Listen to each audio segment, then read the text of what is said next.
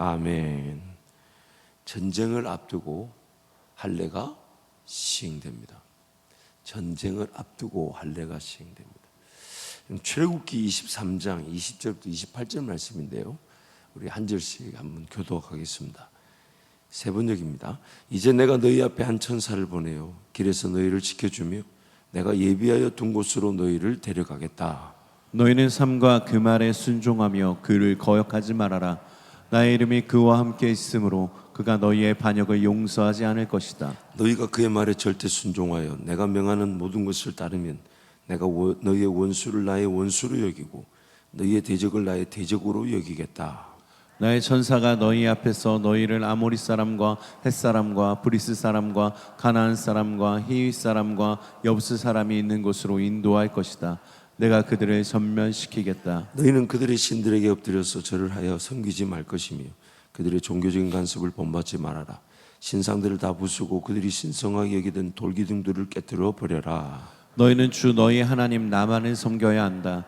그러면 내가 너희에게 복을 내려 빵과 물을 주겠고 너희 가운데서 질병을 없애겠다.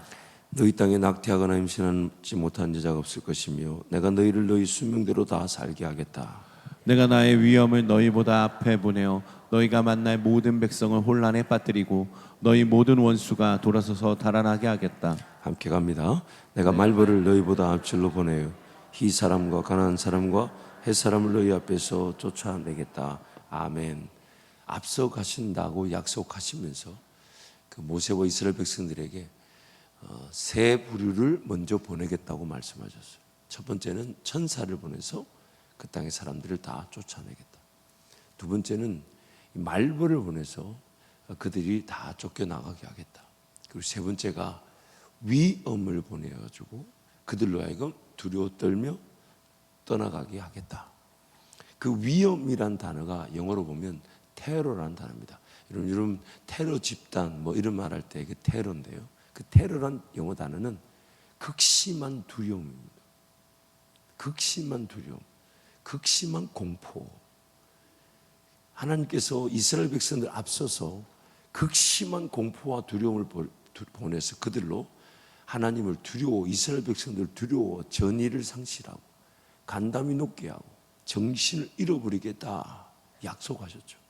그래서 오늘 본문 5장 1절 말씀이 그렇게 말씀하는 거예요. 우리 함께 선포합니다. 요단 서쪽의 아모리 사람의 모든 왕들과 해변의 가나안 사람의 모든 왕들이 여호와께서 요단물을 이스라엘 자손들 앞에서 말리시고 우리를 건너게 하셨음을 듣고 마음이 녹았고 이스라엘 자손들 때문에 정신을 잃었더라. 아멘.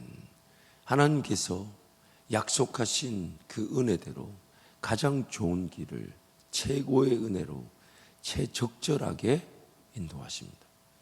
가장 좋은 길을 최고의 은혜로 최적절하게 인도하십니다.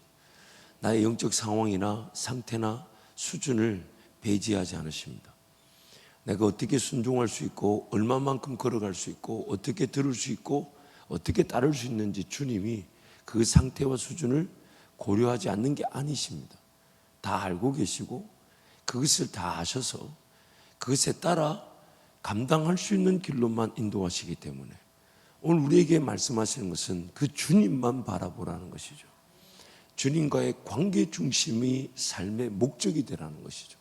마치 반석 위인지 아닌지, 내가 정말 나무에 연결되어 있는지 안 되어 있는지, 깨끗한 그릇으로 내 삶이 하나님 앞에 들여지고 있는지 아닌지, 거기에 내 삶 모든 초점을 두라는 겁니다.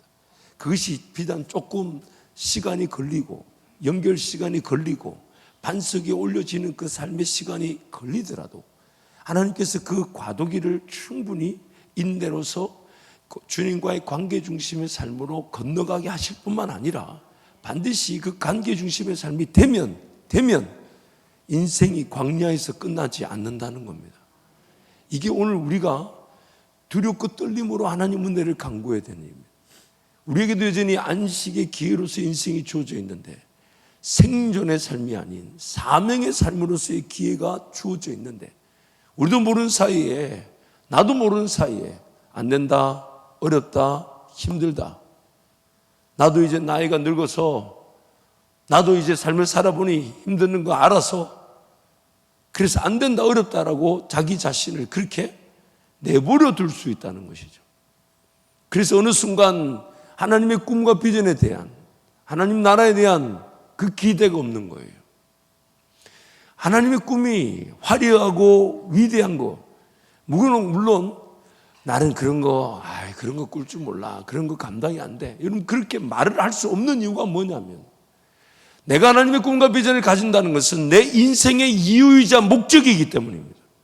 그리고 그 꿈이 어떻게 내 삶 가운데 나타나 얼마나 화려할지, 얼마나 위대할지 우리는 아무도 모릅니다.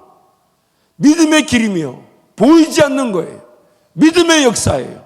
믿음의 세계에서 하나님만이 역사하실 것이기 때문에 나로 하여금 그 발걸음을 내딛게 하실 때 그게 얼마나 화려할지, 얼마나 클지, 그걸 내 입으로 나는 그런 위대한 꿈 못 꿔, 나는 그런 놀라운 그 계획 못해 라고 말하지 못하는 거예요. 왜? 그 누구도 그 길을 안 걸어가 봤고, 그러나 그 길을 걸어갈 수밖에 없는 것은 내 삶의 이유와 목적이 하나님 그분께 달려있기 때문이죠. 여전히 내 인생이, 내 상황이 어떠하든, 내 육신의 나이가 어떠하든, 내 지난날의 삶의 결과가 어떠하든 하나님 내 삶을 인도하신다 하시면, 하나님 내 삶을 인도하신다 하신다면 나는 그 방향에서 듣고자 하며 순종하고자 하며 깨닫고자 하며 따르고자 하며 주님 의지하고자 할 뿐인데, 주님이 가장 좋은 길에서 최고의 은혜를 쏟아부어줘서 가장 적절한 길로 인도하신다는 겁니다. 내 발걸음을 아시고요, 내 형편을 아시고, 내 연약함 아시고, 내 부족함 아시고, 내 어리석음 아시며, 내 지난날의 실수 실패 다 알고 계시며, 내 죄악도 다 알고 계십니다. 앞으로도 어떻게 넘어질지 아십니다. 앞으로도 어떻게 죄질지 아십니다. 앞으로 내 삶도 다 아십니다. 그러기에 오늘 주님 바라볼 줄 알고 주님 의지할 줄 안다면, 우리 주님은 그것이면 충분한데, 어느 순간 나도 모르는 사이에 내 보이는 대로, 내 들리는 대로, 내 생각 드는 대로, 내 살 수 있는 대로, 세상 사람들이 살아가는 대로 거기에 내 삶을 가두어 둔다는 겁니다. 하나님 분명히 약속하셨어요. 내가 너희들 앞서 갈 것이다. 앞서 갈 것이다. 앞서 가면 반드시 그분의 천사가, 위엄이, 말벌들이 내가 걸어갈 길에 앞서서 행하면서 여리고 성의 그 왕들과 백성들과 가나안 그 모든 왕들이 간담이 녹아내렸고 정신을 잃어버린 부모 없는 자식들처럼 뭘 싸우고자 하는 것이 아닌 전의를 완전히 상실해버린 하나님, 그분이 우리의 아버지가 되어주셔서 그 길을 인도하실 것이라고. 그래서 하나님만 바라보라고. 하나님만 바라보라고. 오늘 이미 하나님은 이스라엘 백성들을 이제 그 요단강 동편 땅을 거슬러 올라오면서 요단강을 건너와서 이제 길갈이라고 훗날에 불리기도 하고, 거기서 할례를 받았기 때문에 할례산이라고도 하고, 실질적으로는 그 요단강과 여리고성 사이에 여리고 평지라고도 부릅니다. 거기 와서 하나님이 이미 주신 은혜가 이미 동편 땅 미디안과 그 헤스본 왕 시온과 바산한 옥을 무찌르게 하셨어요. 전쟁을 계획한 것도 아니고 전쟁을 예상한 것도 아니고 그저 그 땅을 걸어가자 하셔서 갔는데, 이스라엘 백성들을 치러 온 그들을 하나님 이기게 하심으로 그들에게 이미 적지 않은 재산이 주어졌어요. 그래서 르우벤과 갓과 므낫세 반집하는 자신들의 가축대가 너무 많아가지고, 그래서 헤스본 왕 시온과 바산한 옥을 무찔렀던 그 길르앗, 요단강 길르앗 그 땅들의 여러 성읍들에 그 가축을 기를 만하고 자식들을 기를 만하다고 거기 머물고자 했던 욕심까지 생겼어요. 이미 하나님께서 그들에게 전쟁이란 게 뭔지, 그걸 뜻하지 않았던 일을 당한 일이 오히려 그들에게 전하 위복이 되게 하셨던 그 은혜를 누리게 하셨어요. 또한 그 모압 평지에서 이제 여리고 동편, 요단강 동편 땅으로 전진하는 중에 여호수아가 정탐꾼을 보내가지고 여리고성을 정탐하게 했더니 하나님이 정탐꾼들을 통해 그 땅이 어떤 상태인지를 더욱 알게 하시고, 심지어 라합을 통해 도움을 받고 그 라합의 가정이 구원을 받게 하시는 하나님의 신묘막측한 일들을 이루어 가심을 정탐을 통해 들었어요. 그리고 이제 법궤를 메고 언약궤를 메고 말씀을 메고 요단강에 발을 내딛었을 때 저 멀리서부터 끊어져서 쌓아 올려진 요단 강물, 그것을 이스라엘 백성만 본 게 아니라 오늘 본문 말씀 보니까 요단강 건너편 가나안 땅 그 모든 민족들이 그걸 보고 그걸 듣고 간담이 높고 정신을 잃어버렸다고 성경이 말합니다. 이스라엘 백성들이 한 게 하나도 없습니다. 이스라엘 백성들이 한 것이 하나도 없습니다. 단 하나도 없습니다. 하나님 말씀만 듣고 하나님 말씀만 메고 하나님 말씀만 따른 것뿐인데 하나님이 그 모든 걸 앞서가면서 행하셨어요. 오늘 우리의 인생의 길입니다. 우리가 삶을 깨워 하나님 앞에 드릴 만한 충분한 이유가 있습니다. 더욱 주님 중심으로 살아갈 만한 이유가 있습니다. 호흡이 닿는 그날까지 주님이 끝나지 않았다면 그 끝나지 않은 것이 행복인 겁니다.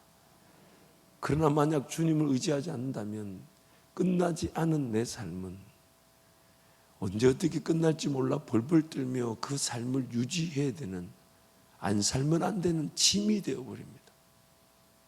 인생만큼 무거운 짐이 있을까요? 인생만큼 힘든 짐이 있을까요? 천국을 사모한다는데 이 땅의 삶을 먼저 염려해야 되는 그 인생만큼 무거운 게 있을까요? 주님과 동행은 알지만 주님 음성이 들리지 않는 인생만큼 힘든 게 있을까요? 예수님 날 위해 죽어주신 십자가 사랑이면 충분하다는데 여전히 풀리지 않는 인생의 문제, 어려움 때문에 벌벌 떨며 기도하는 것만큼 부담스러운 게 있을까요? 그러므로 오늘 우리 인생이 주님 말씀, 그 인도하심, 성령 하나님을 기다리듯 나에게 말씀하실 예수 그리스도를 기다리는 것만큼 당연히 초점을 둬야 될 인생도 없을 뿐만 아니라 그 인생만이 행복한 것입니다. 그 인생만이 즐거운 것이요. 요단강을 지나자마자 그래서 하나님께서 이제 할례를 명하십니다. 하나님의 모든 관심은 대적 세력이 얼마나 많은지 적은지, 얼마나 무기가 좋은지 안 좋은지, 또한 그 이스라엘 백성들의 전쟁 실력이 얼마나 있는지 없는지, 인생의 문제가 얼마나 큰지, 어려움이 얼마나 심각한지, 지금 당장 어떤 아픔이 있는지, 지금 당장 해결해야 될 그 인생에 풀지 못한 숙제가 얼마나 많은지, 이런 데 관심이 없어요. 우리 하나님 이런 데 관심이 없어요. 우리 하나님 관심은 예수만 바라보겠느냐, 예수만 의지하겠느냐, 하나님과의 관계 중심의 삶을 살겠느냐, 하나님 그분께만 매달리겠느냐, 하나님 그분이 원하시는 것만 하겠느냐. 여러분, 제가 이제 여러분한테 아멘 유도 발언을 안 하려고 그래요. 왜냐하면 저는 그냥 우리 성도들이 다른 교회에 비해서는 아멘이 많은데 좀 더 아멘을 크게 했으면 좋겠다 이런 마음으로 이렇게 자꾸 발언했더니 외부의 성도가, 제가 이렇게 우리끼리는 웃자고 한 얘기인데 외부의 성도가 이 분위기를 모르고 제 이 마이크에서 나오는 설교만 듣다 보니까 한밭제일교회 교인들은 아멘을 안 하는가 봐요. 제가 그 말 듣고 이거 뜻밖의 부작용이구나. 그래서 여러분, 오늘 이후로는 유도를 안 하려고 마지막 발언을 하는 것이니까 여러분이 뜨겁게 물론 말씀에 큰 무게감을 느끼다 보니까 아멘 타이밍을 놓쳤다라고 저는 확신합니다만은 그러나 그래서 하나님 우리에게 지금 요단강을 건너자마자 이스라엘 백성들에게 할례를 명하십니다. 우리 9절 말씀 우리 함께 선포합니다. 여호와께서 여호수아에게 이르시되 내가 오늘 애굽의 수치를 너희에게서 떠나가겠다 하겠다 하셨으므로 그곳 이름은 오늘까지 길갈이라 하느니라. 이 애굽의 수치라는 단어, 이것을 학자들이 참 재미있게 해석을 해요. 뭐라고 하냐면 하나님께서 애굽의 모든 그 신과 애굽의 그 왕과 군사력을 완전히 무너뜨리시고 홍해를 기적처럼 여셔가지고 그래서 그들 백성을 인도하셨는데 이 백성들이 약속의 땅을 차지하지 못한 채 광야에서 빌빌빌 돌아다니다가 죽어버렸단 말이죠. 그러니 다른 나라 사람들이 볼 때는 아니 하나님께서 애굽의 그 신들과 왕들과 세계 최강대국이었던 군사력을 완전히 짓밟아 버리셨는데 아니 왜 그들이 땅 한 평 차지하지 못한 채 어디서 머물지 못한 채 광야에서 40년 빌빌거리다가 죽어버렸네? 라는 이 수치. 그래서 이제 약속의 땅을 하나님께서 백성들에게 묻지도 않으시고 들어가자 말자 정탐 이런 거 하지 못하게 하시고 그저 은혜 가운데 그들이 아무것도 안 했는데 그 약속의 땅에 들어서게 하신 거죠. 그러니 이제 약속의 땅에 들어선 그 순간만으로도 애굽에서 그 백성들을 건져내실 때에 하나님의 그 분명한 약속이 이루어진 것이죠. 애굽에서 수치가 굴러갔다. 또한 이 할례를 명하심으로써 하나님과 그 백성들과의 관계가 이제 새로운 땅에서 새로운 하나님의 백성으로서의 신분을 가지고 새롭게 출발하자는 것이죠. 그러면서 이제 이렇게 얘기합니다. 그들이 광야에서는 할례를 받을 수가 없었답니다. 7절 말씀 볼까요? 우리 함께 선포합니다. 그들의 대를 잇게 하시니 자손에게 여호수아가 할례를 행하였으니 길에서는 그들에게 할례를 행하지 못하였으므로 할례 없는 자가 되었음이 없더라. 할례라는 것은 돌로 칼을 만들어. 왜냐하면 이제 당시 쇠칼도 있었지만은 그 위생 문제나 안전의 문제가 있죠. 그래서 돌로 남자의 성기의 표피를 잘라내는 거죠. 그런데 광야에서도 할 수 없었던 일은 아닙니다. 광야에도 돌칼이 없었을까요?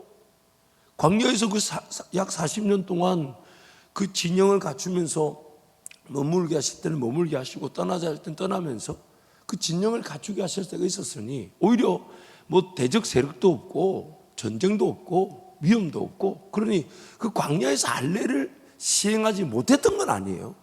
그러나 하나님께서 광야에서 할례를 시행하라고 말씀하지 않으셨던 거죠. 왜일까요?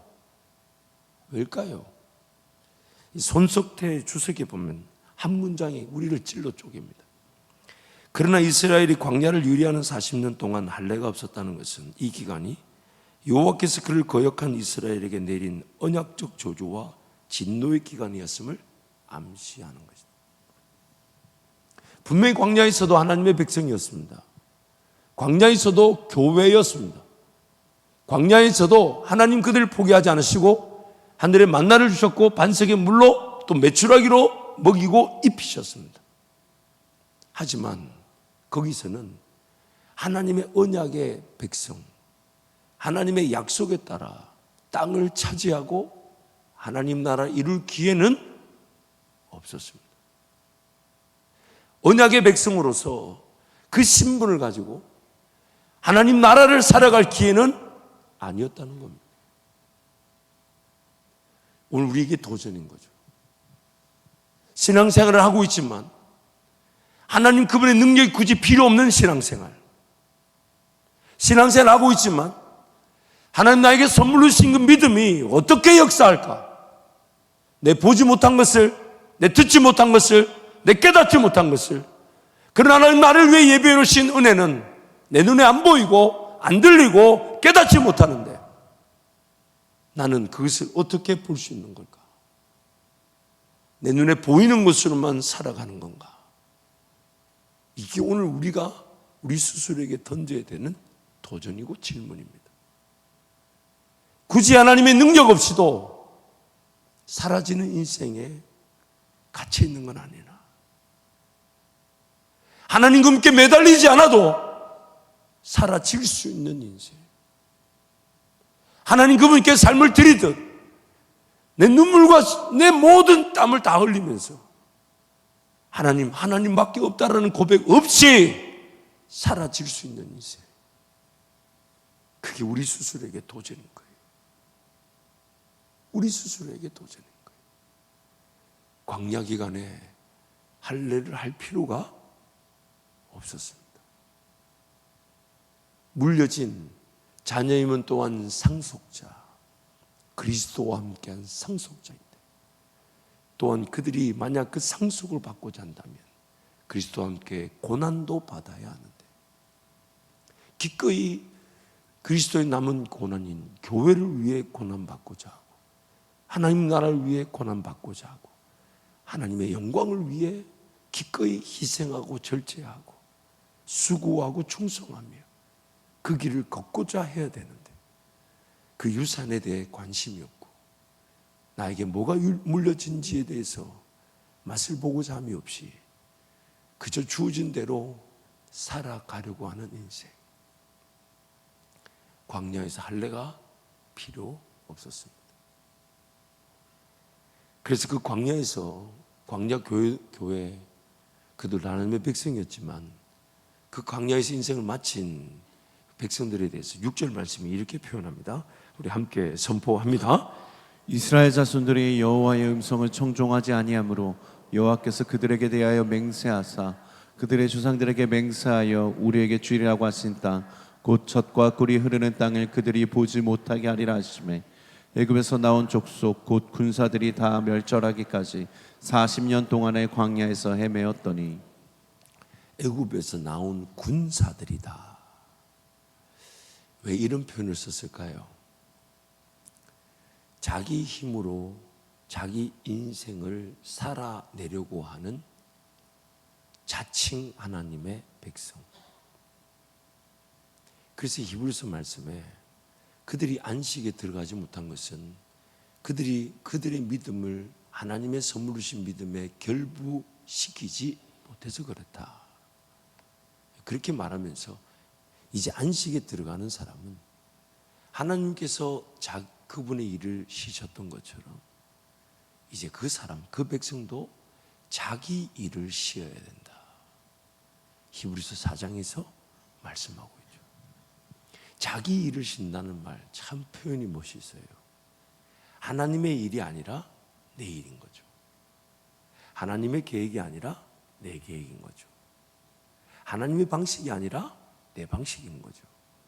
하나님 보여주신 게 아닌데 내 눈에 보이는 육체의 정욕, 안목의 정욕, 이생의 자랑인 거죠. 그래서 예수님께서 예수님을 따르고자 하는 이들에게 먼저 뭘 부인하라 그러셨습니까? 자기를 부인하고, 자기를 부인하고. 그래서 이 새벽에 달려나온 것이, 이 발걸음에 우리의 고백이 뭐냐면, 무엇이, 어떤 은혜가, 어떤 응답이, 어떤 기도의 그런 제목들이 응답될지, 뭐가 담길지는 우리는 모르나 하나님 무엇이든지 담겨지고 싶습니다. 하나님의 임재가 담겨지기를 원합니다. 하나님의 평안이면 충분합니다. 주님 날 만져주심이면 행복하고, 주님 음성 들려지는 것도 좋고, 성도들과 찬양하면서 찬양이 담겨져도 좋고, 하나님 바라보는 시선이 살아나는 그 은혜가 담겨도 좋고, 무엇이든지 담겨지면 좋겠습니다. 내 인생의 목적이 하나님 은혜가 담겨지는 것이니까 하나님 오늘 또 그 은혜가 담겨지는 맛으로 살게 하여 주십시오. 주님께 초점을 두게 하시고, 주님만 바라보게 하시고, 주님만 의지하게 하시고, 주님이면 충분한 그 은혜, 그 은혜가 담겨지는 인생이 되게 하여 주십시오. 그래서 이 새벽을 깨우는 거예요. 저녁에도 기도할 수 있습니다. 그러나 그 저녁의 기도의 가치도 제가 무시하진 않습니다. 하지만 이 이른 새벽에 좀 더 수고가 필요하고, 좀 더 헌신이 필요하고, 좀 더 절제가 필요하고, 왜냐하면 저녁 때보다 이 새벽 5시 깨우고 4시 깨우고, 이거는 좀 더 나의 헌신이 필요합니까? 안 필요합니까? 아니, 저녁보다는 좀 더 헌신이 필요하잖아요. 내가 하나님 앞에 드리는 그 시간의 가치를 더 높일 수가 있다면, 저녁보다 이 새벽이 훨씬 더 가치스러워질 수 있다면, 그렇다면 더 구별하여 드리려고 하는 거죠. 이게 더 깨끗해지는 거 아닐까요? 더 담겨질 수 있는 기회가 아닐까요? 그래서 이 아침에 눈 부비고 눈곱 띄고 그러나 달려나오는 그 발걸음이 우리 하나님은 얼마나 우리를 바라보시며 기뻐하실까요? 얼마나 사랑스러우실까요? 결코 여러분의 이 발걸음이 헛되지 않게 하실 것인데 결코 헛되게 하지 않으십니다. 한 걸음이라도 그 발걸음을 주님이 헛되게 보신 적이 있겠습니까? 그러기에 그 기대감을 가지고 오늘 또 달려나오고 내일 또 달려나오고 모레도 달려나오고 그 모레도 달려나오고 그 미래도 달려나오는데 어느 날 나는 오늘 이 아침에도 주님 만나는 것이면 충분하다고 그렇게 막 달려나오는데 누군가 내 등을 두들기면서 이제 그만 가도 된다고. 그래서 눈을 떠보니 내 앞에 주님이 서 계신 겁니다. 그게 천국을 사모하며 이 땅에 인내의 경주를 다니는 성도들의 최고의 영광인 줄 믿습니다. 사랑하는 성도 여러분, 오늘 우리 인생이 광야에서도 하나님의 은혜를 누릴 수 있습니다. 하지만 광야에서는 꿈꿀 일이 없습니다. 하나님의 뜻 앞에 인내할 일이 없습니다. 아니, 인내가 안 됩니다. 심지어 하늘에서 내리는 만나와 반석의 기적의 물을 마시면서도 그거 기적인 줄 모르고 감사할 줄 모르고 하찮은 신물밖에 없다고. 우리한테 이 하찮은 만나밖에 없다고. 인생이 만족이 되지 않습니다. 행복하지가 않습니다. 살아야 됩니다. 하나님 살아계심이 안 믿어지는 게 아니에요. 하나님 그분 섬겨야 됨을 모르는 게 아니에요. 근데 그 광야에서는 내 인생에 만족이 없습니다. 기쁨이 없습니다. 신앙생활 안 하면 안 됩니다. 그런데 또 살아야 됩니다. 내 삶을 또 돌봐야 되는 부담감이 이만저만이 아니에요. 어떻게 살아야 될지, 정말 이렇게 살면 되는 건지. 안 그래도 부담인데 새벽에 가면 그 새벽에 깨어서 왔는데 또 저 김 목사는 막 다 때려 죽일 것처럼 또 막 그 얘기 또 들어야 되고 그 부담 안고 또 다음날 내일 새벽에도 또 와야 되고. 참 여러분 와주셔서 감사한데 이것도 저는 확신합니다. 우리 주님이 은혜 주셔서 이렇게 모이는 것이지 이게 누가 할 수 있는 일이 아니에요. 그렇다면 여러분, 그렇다면 주님 우리에게 주고자 하시는 그 은혜의 방향으로 시선을 돌리고 한 걸음이라도 걷고자 하고 주님을 의지하고자 한다면 반드시 우리는 반석 위에 세워지게 될 것이고 예수 그리스도께 연결되게 될 것이며 깨끗한 그릇으로 하나님 은혜가 담겨지는 안식의 기회로서 인생을 살아가게 될 줄 믿습니다.